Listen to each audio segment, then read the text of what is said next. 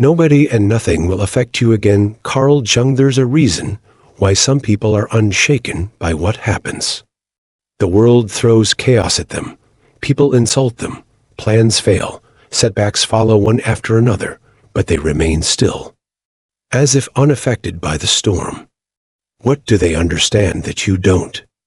Most people spend their lives reacting to everything. Somebody cuts them off in traffic. Instant rage. A coworker makes a passive-aggressive comment. Their entire mood is ruined. A stranger gives them a strange look. Self-doubt creeps in. But what if you could break free from everything? What if no person, situation, or external force had the ability to affect you again? Carl Jung held that most people are prisoners of their own reactions. They believe the world is doing things to them, when in fact they are simply mirrors reflecting back everything they haven't mastered within themselves. Here is the truth. Nothing can affect you unless it finds something inside you to latch onto. If someone calls you stupid and you get angry, it's because you're afraid it's true. If someone ignores you and you are hurt, it is because a part of you is still looking for external validation. This is why two people can be in the same situation, but react completely differently. It never matters what happens. It's about what's going on inside you. Jung referred to this as shadow work, or the process of bringing the unconscious to consciousness, or recognizing that every irritation, frustration, or emotional trigger is actually an internal message. Most people avoid these triggers. They attempt to silence, ignore, and blame the world for making them feel this way. But those who truly awaken realize something revolutionary. The outside world is simply a reflection of your inner world. And once you understand this, you unlock something powerful, the ability to master yourself and control your reality. But here's the issue. Most people do not want to hear this. They'd rather blame their problems on their boss, ex, circumstances, or even bad luck. It is easier to believe that life is unfair than to admit that you may be the one who gives everything power over you. However, those who are willing to look deeper, to stop blaming and start observing, can achieve a new level of freedom. And the best part? Once you stop reacting, you are no longer under control. You don't have to avoid negative people. You do not need to exert control over situations. You simply gain immunity. Not detached, not emotionless, but absolutely untouchable. The illusion of control and the freedom to let go. Most people spend their entire lives attempting to exert control over things over which they have no authority. They want people to like them, life to be predictable, and everything to work out for them. When it fails, they suffer. They become enraged when someone disrespects them. They feel betrayed when life doesn't go as planned.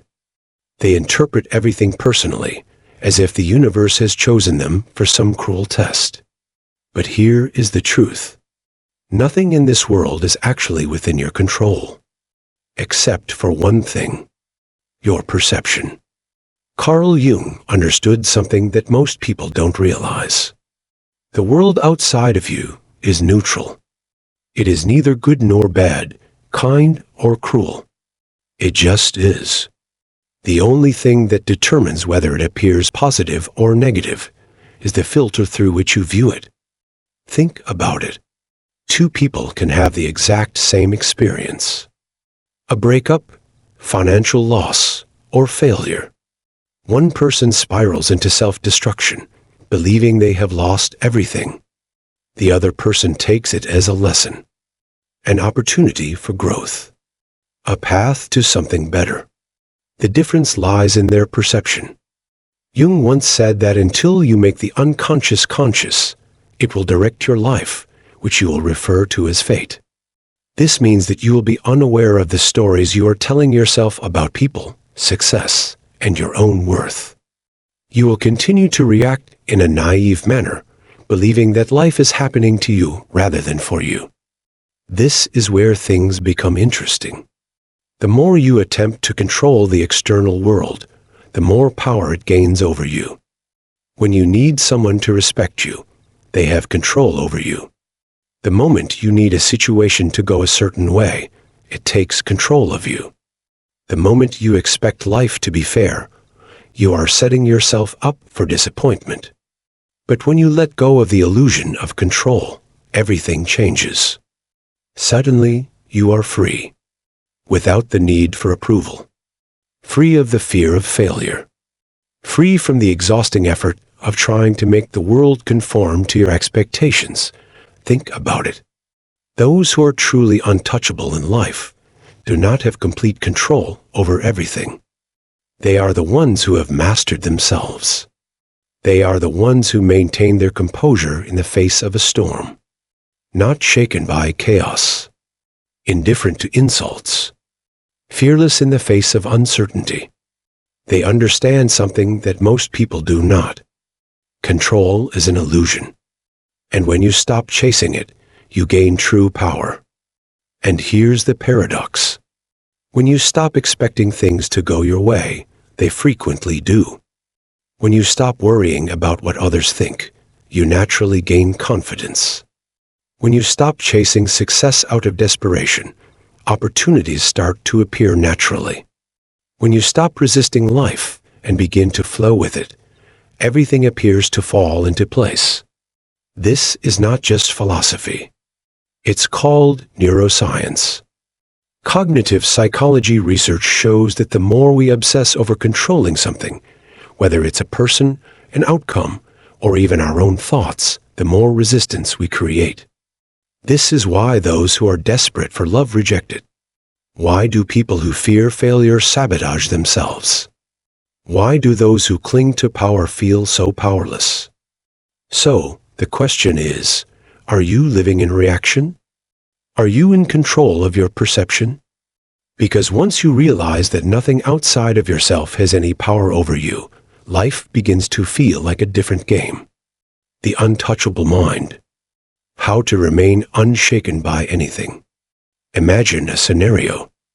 You're walking down the street, minding your own business, when someone suddenly yells an insult at you. Perhaps they call you foolish, weak, or claim that you will never amount to anything. Pause for a second. What happens inside of you at that moment? Most people would either become defensive or feel hurt. Their emotions take over before they have time to think. Their heart rate rises, anger sets in, or they replay the insult in their minds, exacerbating their frustration. Now imagine a different response.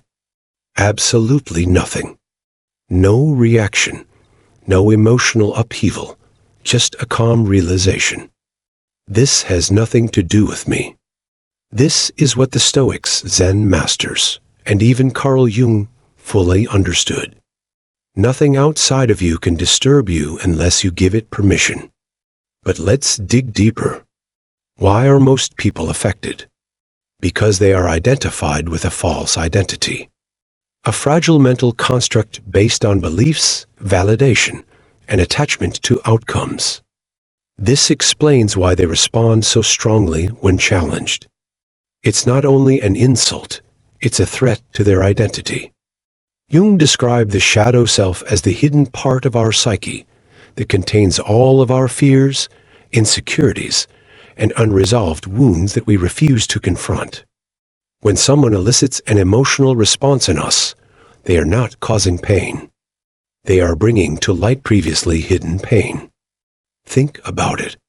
If you are truly at peace with yourself, someone's insult would be meaningless. It'd be like yelling at the mountain. It simply echoes without responding. So the real question is, why are you reacting? If someone calls you a failure, does it strike a chord because, deep down, you fear it is true? Do you get angry when someone disrespects you because you want to be recognized? If things don't go your way, do you spiral because you're fixated on a specific outcome? The problem isn't with the world. The problem is how you perceive yourself. The true power is not in silencing the world, avoiding criticism, or resolving issues. It's about cultivating an unshakable mindset. A mind that does not require external validation.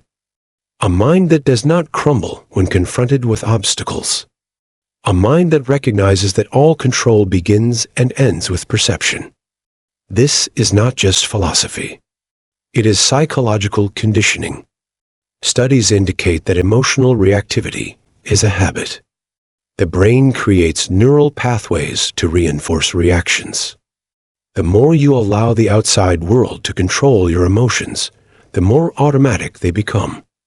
But here's some good news. You can rewire it. Neuroscientists have discovered that practicing mindfulness, cognitive reframing, and exposing yourself to discomfort can literally train your brain to become less reactive. Insults eventually stop triggering you. Failure doesn't define you. Uncertainty no longer intimidates you. At that point, you are untouchable. Not because the world changed, but because you did. There is something strange about human nature. People believe that they are responding to the world. However, they are reacting to themselves. Imagine this. Someone insults you. The words struck like a dagger. But wait a second. Where exactly do you feel the pain? It is not in the words. It's in the meaning you give to them. They touch the hidden wounds. The stories you've been storing in your subconscious. Carl Jung understood this well. He once stated that everything that irritates us about others can help us understand ourselves. That is the brutal truth that many people refuse to accept. Nothing outside of you has power over you unless you give it some.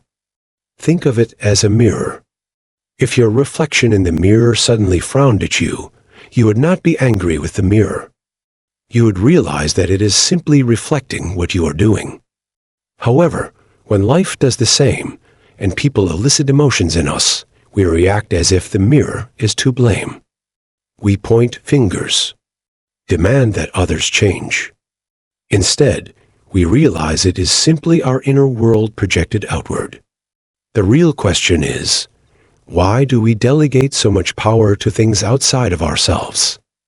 The reasoning is simple. Attachment. When your identity is linked to external factors such as opinions, validation, and outcomes, you are always at their mercy. What if you didn't play the game? What if instead of reacting, you became the observer? Detachment does not imply becoming emotionless. It is about becoming untouchable. It's about understanding that you are not your emotions. You are the awareness behind them. Think of a storm. It rages. Lightning struck. The winds howl. But above it all, the sky remains unaffected. You are the sky, not the storm. This is why the greatest power does not come from controlling the world. It is about controlling your perception of it. Here's the best part. When you stop reacting, you gain control over reality itself. People sense it. They can't shake you. They cannot manipulate you. They can't disturb your peace. You now own your energy. So, how do you achieve this untouchable presence? That is what we will discover next. So, how do you enter this state of untouchable presence? It starts with a radical shift in awareness. Recognize that you have never responded to the world, only to your mind's interpretation of it. Think about it. Two people can be in the same situation, but have completely different emotions. Someone bumps into you on the street. One person shrugs it off and continues on. Another takes it personally, simmering in rage for hours. The event remains the same, but the response is completely different. Why? Because the reaction was never about the incident. It was about how the mind perceived it. Carl Jung frequently discussed the shadow self, or the unconscious aspects of our psyche that we suppress, the wounds we conceal, and the emotions we reject. However, these are the very things that control us. Why do certain words elicit such strong reactions from us? Why do some people get under our skin? Because they are pressing on parts of us that we haven't fully confronted. If someone can easily manipulate your emotions, it's because they have a piece of you that you haven't yet claimed. The key to becoming unshakable is to not suppress emotions. It is to fully acknowledge them while taking away their power. Rather than fighting your triggers, investigate them. Instead of blaming others for provoking emotions, consider what aspect of yourself is being exposed here. Imagine a chessboard. The majority of people spend their lives playing as the pieces, reacting to every movement, getting involved in the game. But true mastery comes from becoming the player, the person who sees the entire board.